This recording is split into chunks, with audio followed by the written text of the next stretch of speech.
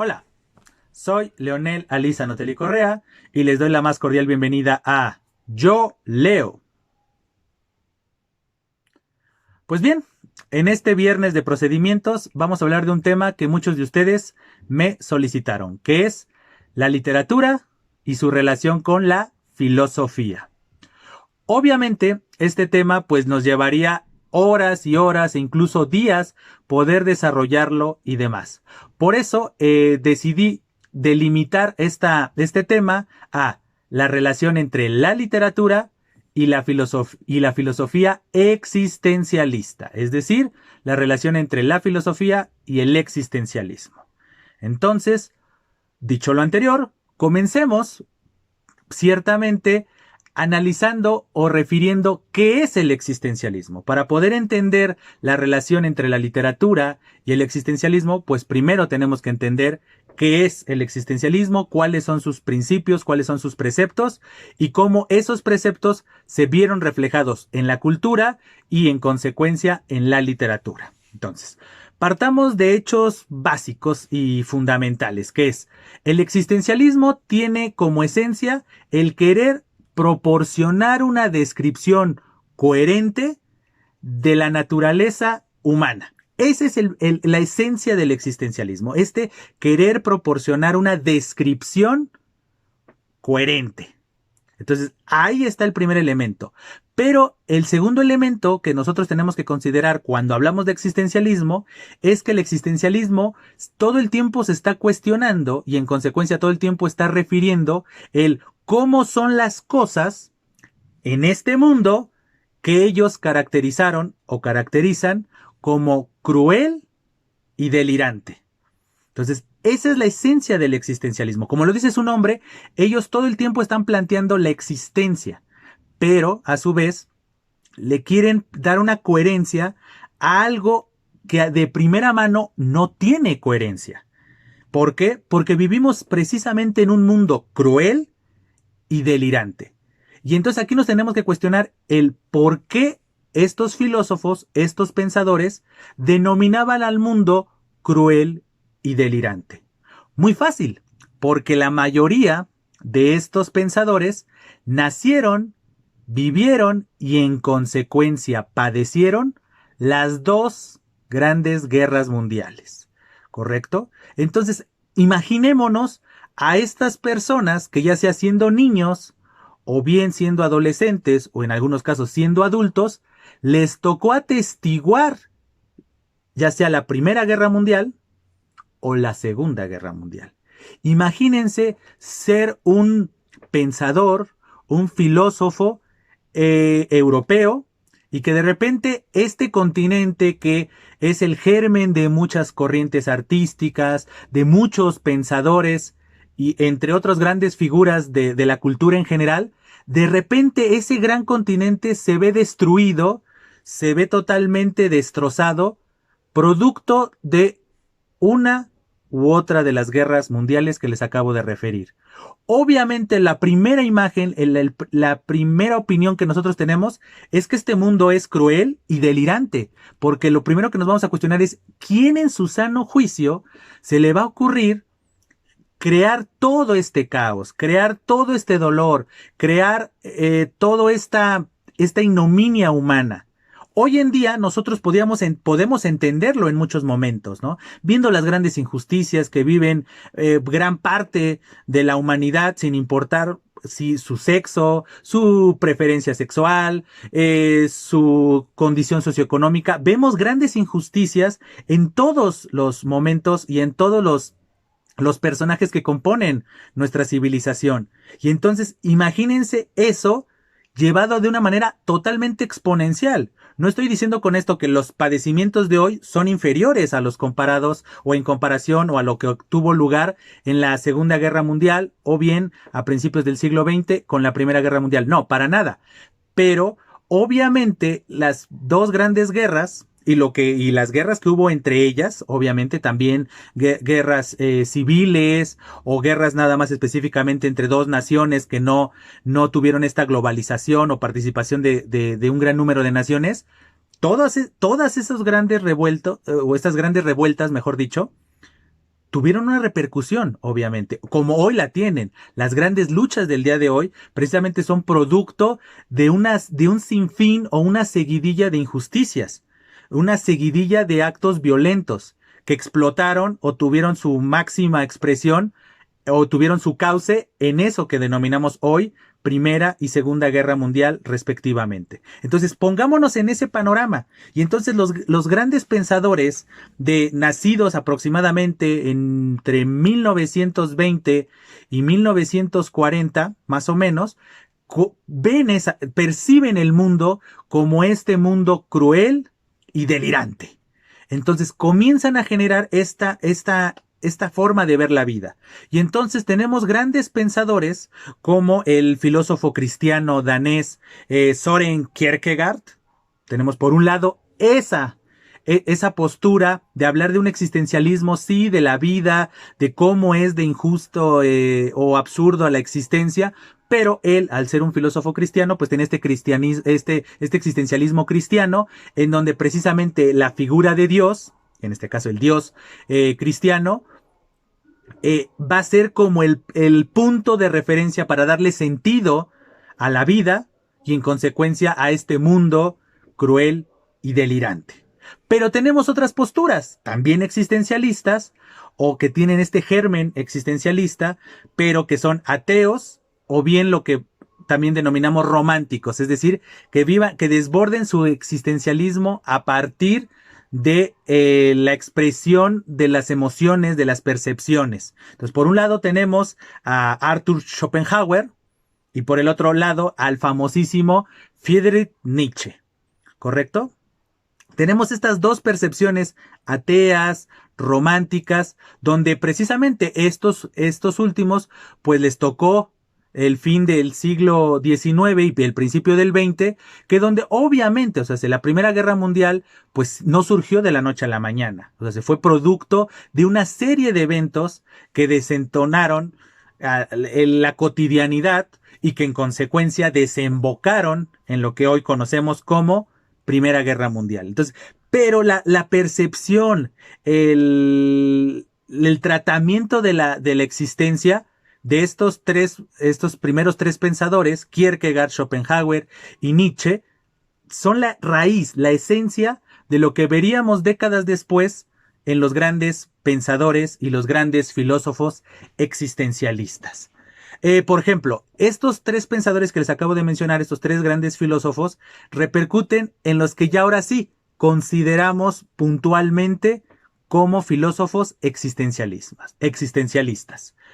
El primero de ellos es Karl Jasper, o Jasper, como quieran pronunciarlo, pero bueno, normalmente se dice Jasper. Karl Jasper es ciertamente el primer pensador que habla de, o que acuña la expresión filosofía existencialista, ¿correcto? Habla del existencialismo, o sea, es el primer pensador que nos habla con esta expresión, insisto, de filosofía existencialista, ¿correcto? Y a partir precisamente de esta frase o de esta expresión, pues ya comienza a haber otros pensadores que comienzan a desarrollar esta filosofía. Entonces tenemos a filósofos como Martin Heidegger, Jean-Paul Sartre, la esposa del mismo, que es Simone de Beauvoir, que pues destaca, o sea, ellos dos eran pareja, entonces, y son grandes pensadores. Obviamente, estos dos últimos que les estoy mencionando son como que los filósofos más representativos del existencialismo. Es decir, la pareja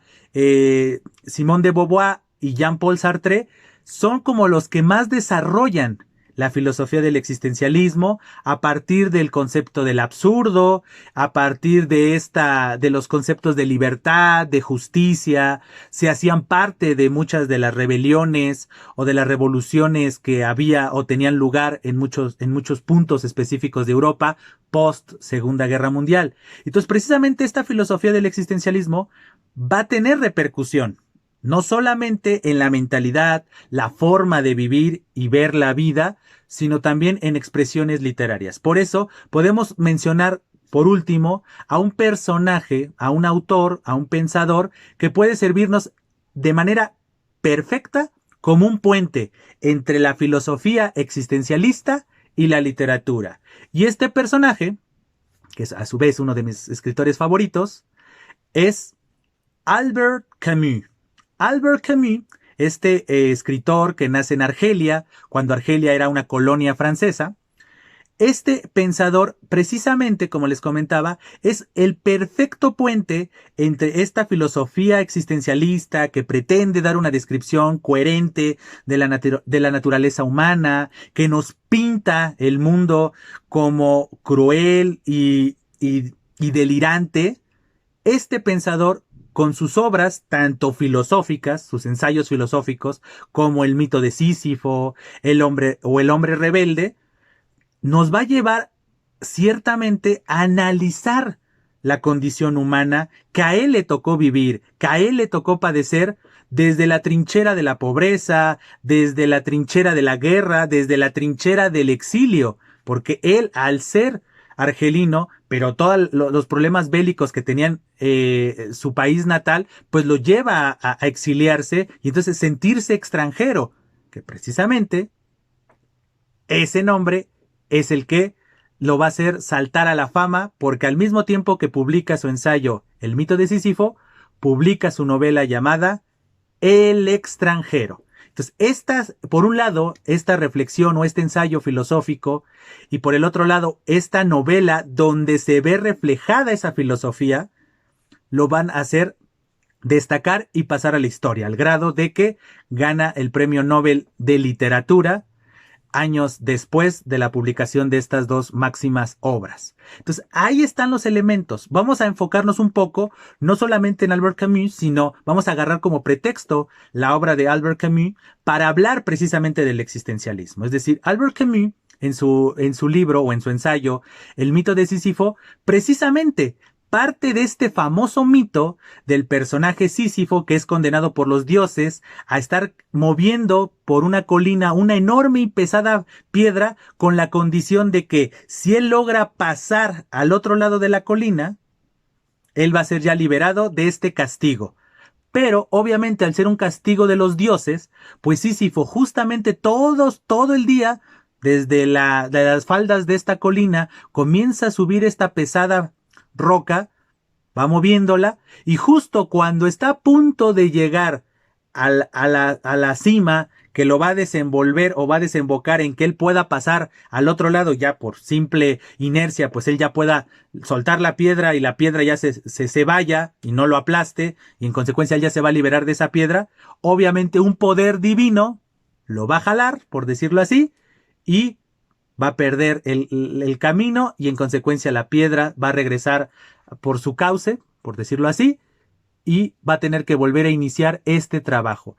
Pero lo que lleva a Albert Camus es decir que parte de este mito para hacer una analogía con la vida, que eso es la vida. La vida es todos los días estar cargando o estar llevando nuestra carga. Y justamente cuando creemos estar cerca de la felicidad, cuando creemos estar en nuestro máximo esplendor existencial, va a ocurrir algo que nos va a regresar.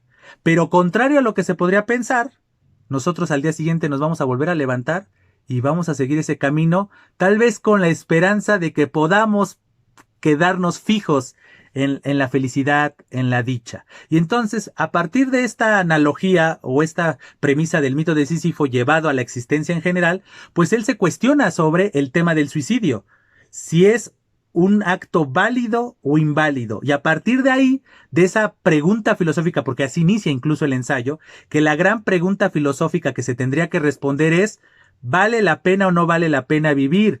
Y en consecuencia, ¿el suicidio es un acto válido o inválido? Y a partir de esa pregunta, por denominar la pregunta retórica, él comienza a hacer esta disertación sobre la vida, sobre la existencia. Y entonces esa premisa, ese análisis, que él al final llega a la conclusión, aquí sí voy a hacer spoiler, alerta de spoiler, al final él llega en el ensayo a decirnos que la vida sí tiene una razón de ser, ¿correcto? Pero esa razón de ser no está en la misma vida, sino está en cada uno de nosotros. Si nosotros le damos razones o le damos fundamentos a nuestra existencia, el levantarnos todos los días y llevar nuestra carga como si fuéramos Sísifo, va a ser algo valioso, va a ser algo trascendente. Pero si nosotros esperamos que de afuera nos den los motivos para vivir, estamos totalmente perdidos. Entonces, esa es la esencia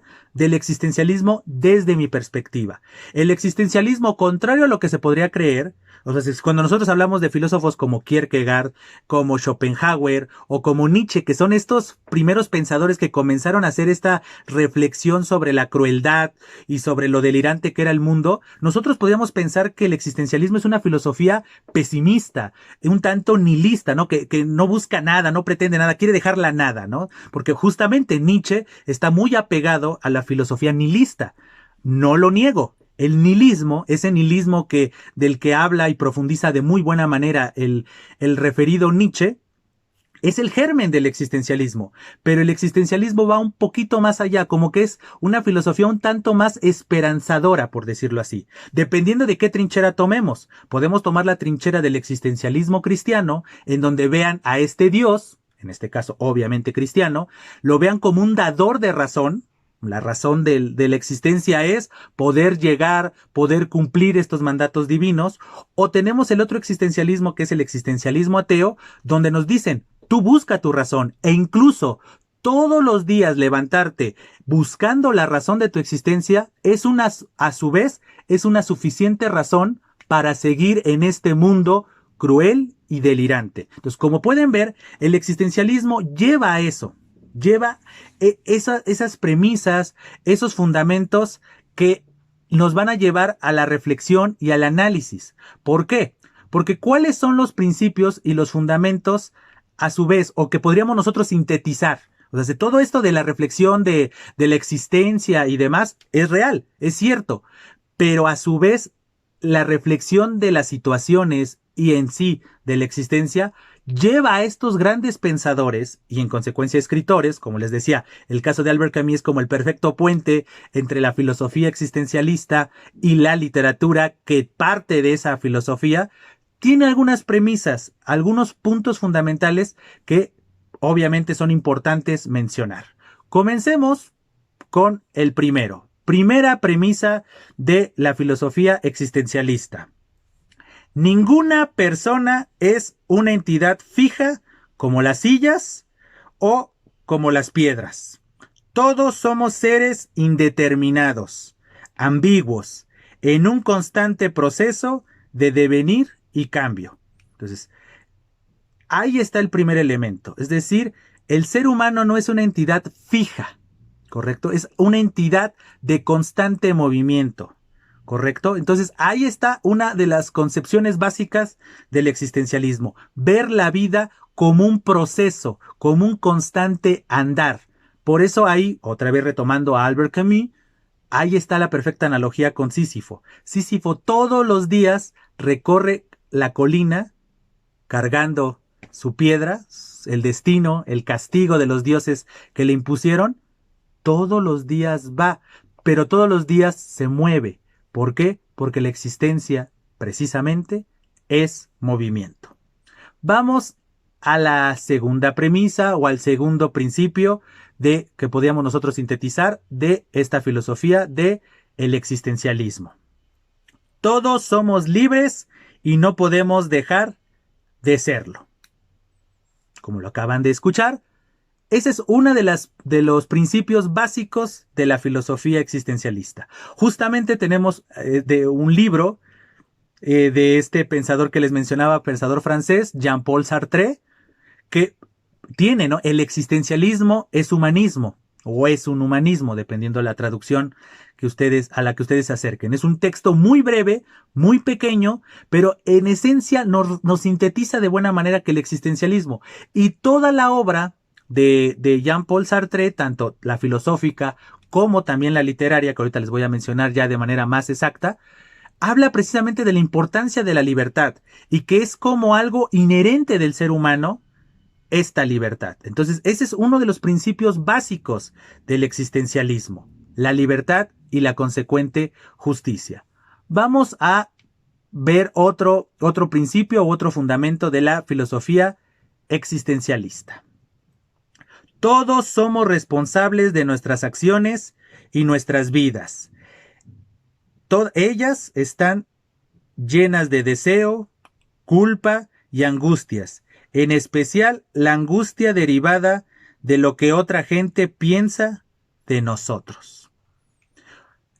Como pueden ver, una esencia de estos principios del existencialismo es estos conceptos de la angustia y la culpa en parte que tiene la otredad.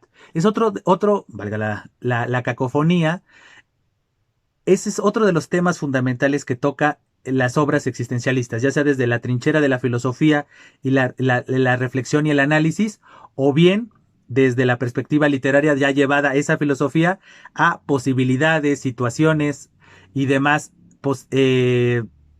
escenarios literarios, que es precisamente esta angustia causada por la otredad. Un ejemplo claro lo tenemos otra vez con Jean-Paul Sartre, con su ensayo El ser y la nada, pero a su vez con su novela La náusea, donde precisamente estas dos obras se relacionan entre sí porque hablan de la otredad, este vacío que muchas veces nos genera el otro, la opinión del otro, o el vacío que nosotros tenemos existencialmente hablando, porque no podemos cumplir las modas, las tendencias o los requerimientos directos o indirectos de la otredad, de la sociedad o del ser amado, etcétera. Entonces, esos son los aspectos fundamentales que toca también el existencialismo. Vamos a ver otro de estos principios que tiene el existencialismo.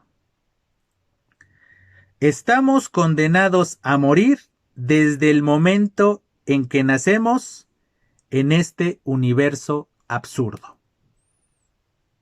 Aquí está el concepto que nosotros podríamos determinar o denominar como el núcleo o el común denominador o leitmotiv de la filosofía existencialista o el existencialismo. El absurdo. Precisamente los pensadores existencialistas, les refería yo a Simone de Beauvoir, Jean-Paul Sartre y el referido Albert Camus, precisamente este concepto del absurdo es recurrente en su obra. ¿Por qué? Porque el absurdo, es decir, esta sinrazón, es lo que caracteriza la existencia. La existencia en sí no tiene una razón de ser. De ahí que necesite la existencia de nosotros, entes racionales, entes en movimiento, entes que vivimos, necesita de nosotros para darle una razón a esta sin razón, ¿correcto? O este vacío que es la vida, necesita de nosotros para irla llenando, pero de nosotros mismos. ¿Por qué? Porque nosotros desde que nacemos comenzamos a morir, que precisamente no es una máxima exclusiva del existencialismo, ya estaba desde el estoicismo y otras doctrinas filosóficas de siglos atrás, pero retoman ese concepto y lo canalizan, lo llevan hacia la realidad que estaba imperando en esta segunda mitad del siglo XX y tienen esa visión de decir, la vida es vacía, es absurda, pero ese vacío se puede llenar y ese absurdo puede tener sentido si nosotros hacemos lo que nos corresponde. Entonces, como les decía, contrario a lo que se podría pensar, la filosofía existencialista no es nada pesimista. Ve la vida como es, pero también te da las herramientas para poder resolver las situaciones inherentes de este mundo cruel y delirante. Entonces, esa es la esencia del existencialismo. Precisamente, esta filosofía se va a ver reflejada en la literatura. Ya les mencionaba este personaje que puede servirnos de transición, que era Albert Camus, que tiene grandes novelas donde precisamente se ven personajes en lo que se denominó la novela psicológica, ¿no? Que obviamente tiene como su mayor, o uno de sus mayores representantes tiene a Dostoyevsky. Entonces, pero las novelas de Albert Camus, dígase la que ya les mencionaba del extranjero, La caída o La peste, son obras donde precisamente es muy importante estar viendo la estrecha relación entre los personajes, y principalmente el personaje protagónico, y el mundo que lo rodea.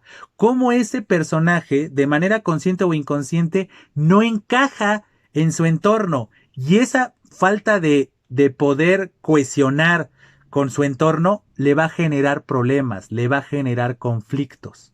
¿Correcto? Entonces, esa es la esencia del existencialismo. También les mencionaba este personaje también trascendental y fundamental para entender el existencialismo, que es Jean-Paul Sartre. También él tiene una larga lista de obras, tanto de teatro como novelas, y obviamente cuentos, en donde nos refiere esto, cómo la otredad, cómo la colectividad muchas veces nos encierra, pero no nos encierra en nosotros mismos, nos encierra en un vacío, porque nos hace dudar de nosotros, al grado de que en una de sus obras, Jean-Paul Sartre afirma de que los demonios, el verdadero demonio, el verdadero diablo, son los otros, porque los otros son los que nos hacen sentir mal, nos hacen sentir incómodos con lo que somos nosotros. Y si alguien nos hace sentir incómodos a nosotros mismos, automáticamente nuestra existencia no tiene sentido.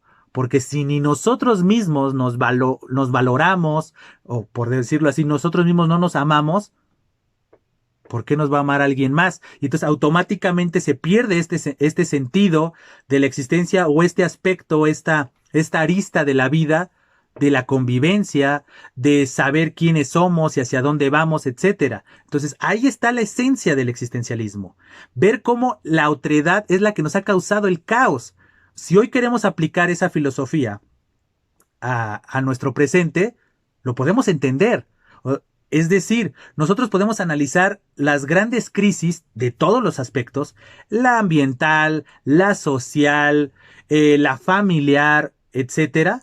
Podemos analizar lo que muchas de esas situaciones tienen en la colectividad o en un grupo, en un sector muy importante, a los grandes culpables, y lo pongo entre comillas, a los grandes culpables. Entonces, ¿cuál es la solución? ¿Cuál es la fórmula que nos dan los existencialistas? Vivir la vida a partir de nosotros mismos.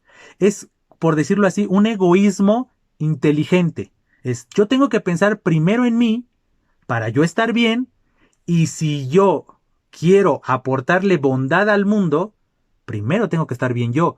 ¿Cómo le voy a aportar bienestar al mundo si yo no estoy bien? Entonces, como les decía, contrario a lo que se podría pensar, la filosofía existencialista es pesimista en su lectura, mas no en su ejecución. Porque en su lectura dice, este mundo es cruel y delirante. Y el mundo, pues lo componen los seres humanos. O sea, los seres humanos a lo largo de su historia han hecho de este mundo un mundo cruel, donde hay matanzas, hay injusticias, hay vejaciones y demás. Y es un mundo delirante. Todo el tiempo está en constante movimiento y no tiene un punto fijo. No se detiene de repente a tomar perspectiva y analizar si está haciendo bien las cosas o no. Esa es su lectura, una lectura totalmente realista, pero al mismo tiempo pesimista. Pero los existencialistas, como descubren que lo importante sí es el movimiento, pero el movimiento hacia una meta, no el delirio de nada más estar moviéndose, porque ¿qué significa un mundo delirante? Que es un mundo que está en constante movimiento, pero sin saber hacia dónde se dirige. Y entonces lo que los existencialistas de manera directa o indirecta proponen en sus escritos es todo lo contrario, es, a ver, sí, la existencia es un constante movimiento, el ser humano no es una entidad fija, es una entidad en movimiento, pero ese movimiento tiene que tener una meta clara, porque eso es lo que le va a dar sentido al camino. Es, haciendo una analogía hoy en día, si yo quiero llegar de un punto A un punto B en la ciudad, pues tengo que saber cuál es mi ruta, pero yo ya necesito saber que voy a llegar a un punto B. Lo mismo pasa en la existencia, según la propuesta del existencialismo. Yo tengo que tener fijo qué quiero ser, qué quiero hacer, y en consecuencia a partir de ahí voy a comenzar a andar. Entonces ahí está la relación. Entonces precisamente esta filosofía va a repercutir en la literatura, que ese es nuestro tema principal de este video. Entonces ya les mencionaba autores fundamentales. Desde antes del existencialismo ya de manera formal. Tenemos a Fyodor Dostoyevsky. Dostoyevsky, este escritor ruso que es uno de los grandes impulsores de la denominada novela o literatura psicológica. ¿Por qué se le denomina como el autor o el gran autor de la novela psicológica? Porque sus personajes hablan desde un yo. Normalmente la tradición nos contaban historias desde una tercera persona, un narrador omnisciente y demás elementos que vamos a ver en futuros videos cuando hablemos en los lunes de literatura sobre análisis de textos narrativos y elementos del mismo género. Pues vamos a ver que existe un tipo de narrador que es este narrador omnisciente que lo sabe todo y que te describe todo. De repente llega un personaje a la literatura como Dostoyevsky que comienza a hablarnos desde la intimidad del personaje. Entonces vemos a través de sus ojos, ya no a través de un ojo que todo lo sabe, que todo lo ve y que está en todos lados. Esta voz omnisciente ya no va a tener cauce o ya no va a tener importancia para un escritor como Dostoyevsky, sino sus grandes obras pueden ser que sí tengan esta voz, pero de repente enfoca demasiado en sus personajes y sabemos qué piensan, cómo se sienten, etcétera. ¿Correcto? Tenemos otro autor fundamental también para entender esta literatura que tiene guiños o tiene visos o tiene algunos aspectos de existencialismo, que es el autor checo Franz Kafka. Franz Kafka en muchas de sus obras precisamente nos refiere esto, la angustia de la existencia, su obra más famosa, La Metamorfosis. Un hombre llamado Gregorio Samsa un día se despierta, pero no se despierta siendo él, sino se despierta siendo un insecto desagradable. Y nos cuenta, así inicia precisamente el relato. Gregorio Samsa se despertó siendo un insecto desagradable. Y te comienzan a contar cómo lo ve su familia, cómo lo trata, qué recuerdos trae, todos esos elementos. Sentirte el famoso bicho raro, como lo mencionamos nosotros en la cultura popular.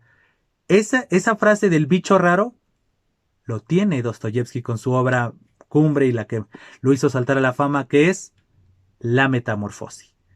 Entonces, La Metamorfosis es exactamente ese texto que sirvió para muchos pensadores existencialistas, como los mencionados que ya les dije, Jean-Paul Sartre y Albert Camus. Precisamente, y junto con Dostoyevsky, estos dos autores, Dostoyevsky y Kafka, van a dar estos elementos de la otredad, el sentirte extraño, ya sea sentirte extraño en un mundo que es el tuyo natural, o como Albert Camus lo llevó a partir de su propia vivencia de yo nací en un lugar, pero producto de la guerra, producto del hambre, producto de las situaciones, tuve que emigrar.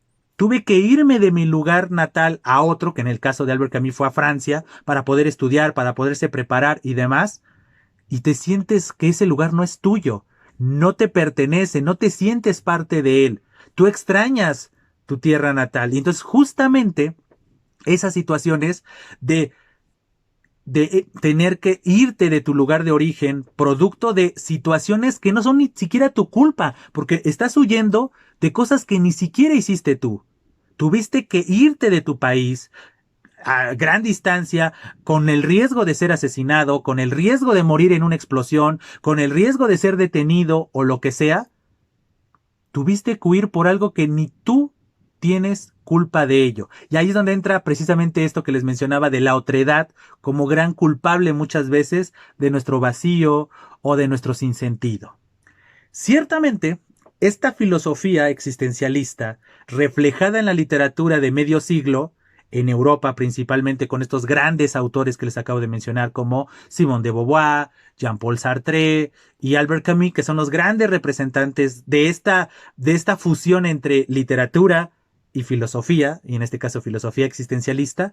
Todo eso obviamente tuvo eco de este lado del Atlántico. A pesar de que aquí en América no obtuvo lugar la Segunda Guerra Mundial, aunque sí hubo participación de tropas y naciones latinoamericanas. Nuestro famoso Escuadrón 201 es uno de los casos especiales y particulares. La visión, esa literatura que unía la filosofía existencialista con la literatura, tuvo obviamente eco, insisto, de este lado del Atlántico. Y entonces tenemos una corriente, por denominarla así, una corriente literaria llamada el expresionismo. Como lo dice su nombre, El expresionismo es esta literatura que expresa los sentires, las emociones de las situaciones. Obviamente el expresionismo pues retoma también, es un aspecto del arte, ¿no? O sea, hay pintura expresionista y demás, pero nosotros nos vamos a enfocar en el expresionismo literario. Y este expresionismo literario tiene su mayor auge a la mitad del siglo XX. Obviamente tiene una amplia influencia en una amplia influencia de la literatura existencialista y obviamente la filosofía que está detrás de esta literatura existencialista. Ejemplos puntuales de autores latinoamericanos que tenemos con este expresionismo. Hablando de México, tenemos a la gran escritora Amparo Dávila, recientemente fallecida, que precisamente a pesar de que su temática es de terror, por decirlo así, pero cuando nosotros analizamos el terror o analizamos a sus personajes que son los protagonistas, vemos precisamente esa angustia de la existencia. Obviamente en el ambiente pues sí hay lo característico de la literatura de terror, de sustos, de espanto, tan característico también de la tradición mexicana, pero ahí está. Tenemos a otra autora importantísima de mitad de siglo que tiene esta influencia, que es Inés Arredondo. Inés Arredondo, en la mayoría de sus cuentos, vemos esa angustia desde una perspectiva femenina, de ver cómo la angustia no solamente de ser mujer, sino de ser humano. Y verse en los ojos del otro y cómo la sociedad y las tradiciones empujan a estas mujeres que protagonizan sus textos, las empujan a situaciones incómodas, situaciones injustas, situaciones que literalmente cuando uno lee los relatos de Inés Arredondo, sientes la misma angustia y el mismo dolor de sus personajes. Así ocurre también en los relatos de Amparo Dávila. Sientes esa angustia. Obviamente en el caso de Amparo Dávila la mayoría de las veces es esa angustia de este monstruo, de esta entidad extraña y demás. Pero esa entidad extraña no deja de ser un otro, alguien desconocido, alguien que no sabemos qué es, qué quiere. Muy al estilo de estas personas que tienen que exiliarse de su país. Y lo mismo ocurre con las narraciones de Inés Arredondo. En este caso, la otredad es el sexo muchas veces. Es decir, son mujeres y la otredad son otras mujeres, pero que piensan diferente porque fueron criadas o fueron educadas de otra manera o producto de la visión de los hombres, ¿no? Que tienen una visión chocante hacia la mujer o hacia esa mujer en específico, que tienen actitudes y tienen desplantes hacia ellas que te hacen sentir incómodo. Entonces, esos elementos de la otredad y que no te sientas tú o no puedas ser tú, a pesar de que estás en tu lugar de origen o a pesar de que estás en donde supuestamente tú querías estar, es un aspecto fundamental también del expresionismo. Tenemos otros autores latinoamericanos como Juan Carlos Onetti. Juan Carlos Onetti también tiene este tipo de literatura de personajes íntimos, tanto protagonizados por hombres como por mujeres, que se sienten otros, se sienten el otro, el raro, en un cierto entorno, en un cierto lugar, en un cierto escenario. Tenemos a otro autor argentino, Ernesto Sábato, donde tenemos una de sus grandes novelas, El Túnel, que precisamente sí habla de un asesino, habla de un hombre obsesionado por una mujer, pero podríamos decir algo tan simple de, pues es un hombre, es un asesino, un hombre que está obsesionado con una mujer y la mata. Y podríamos decir, eso es aberrante. Sí, pero en el momento en el que nosotros nos adentramos a la mente de este personaje llamado Pablo Castel, comenzamos a entender su mundo y cómo él no se siente o no puede encajar en el mundo de los otros. Entonces ahí está precisamente esa angustia, ese absurdo y tomar decisiones. ¿Te dejas llevar por la otredad y te transformas en uno más? ¿O te aferras a tu razón de ser, a tu objetivo de la vida y sigues por delante? Entonces aquí tenemos algunos de los autores, pero la filosofía existencialista sigue hoy en día.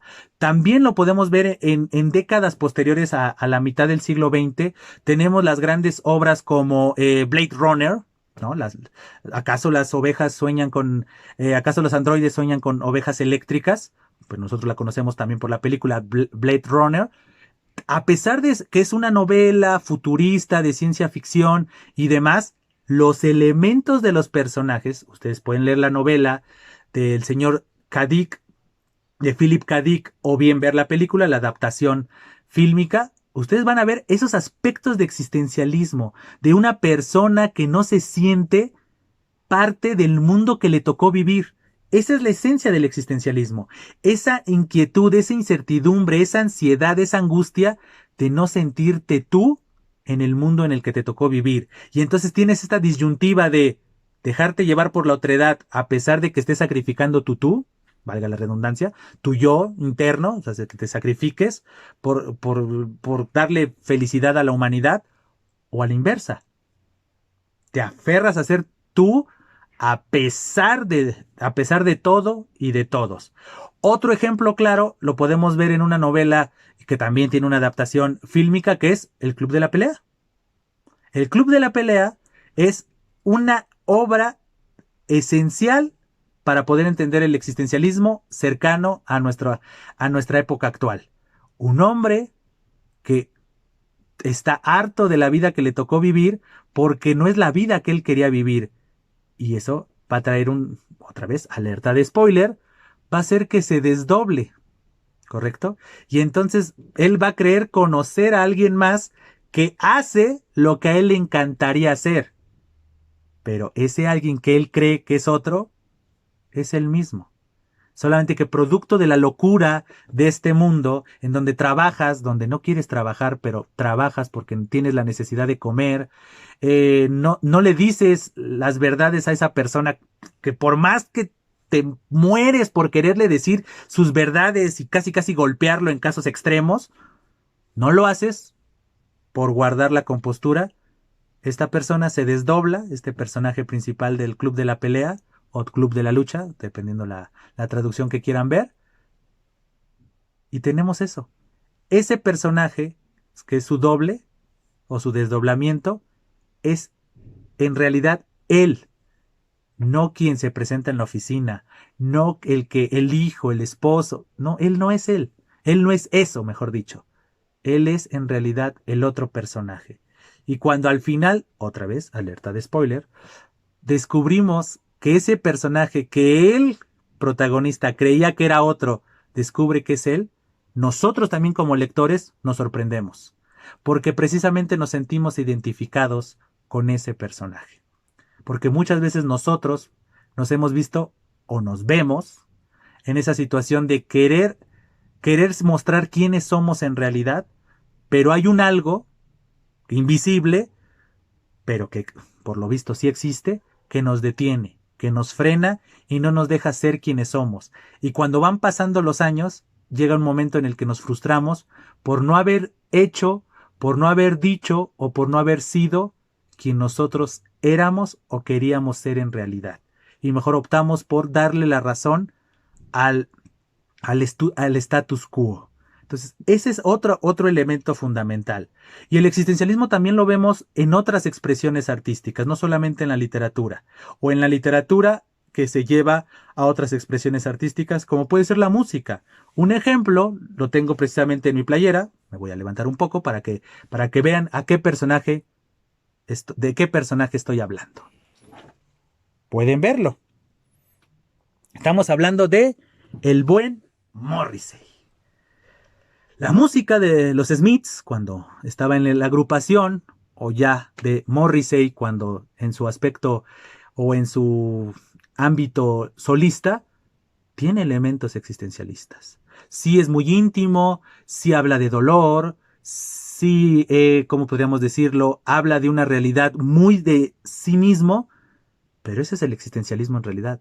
El existencialismo se enfoca en la persona de manera individual. La otredad, la colectividad, es a veces el enemigo a vencer.